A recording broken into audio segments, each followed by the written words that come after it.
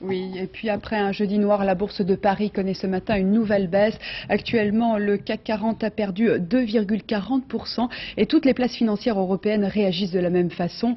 Après l'euphorie du premier semestre, les investisseurs sont très inquiets. Pascal Golomer.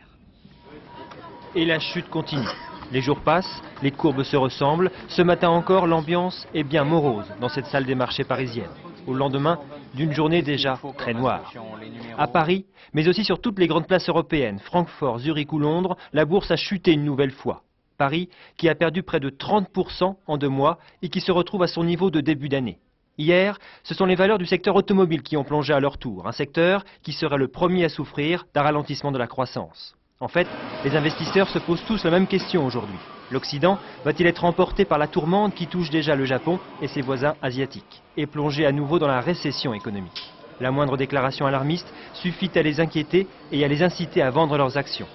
Comme par exemple lorsque Michel Candesu, le président du FMI, déclare hier à Washington qu'il voit plus de risques négatifs que de facteurs positifs dans la conjoncture. Tout le monde guette maintenant, à New York comme à Paris, un signal de la part des grandes puissances, sans croire au miracle.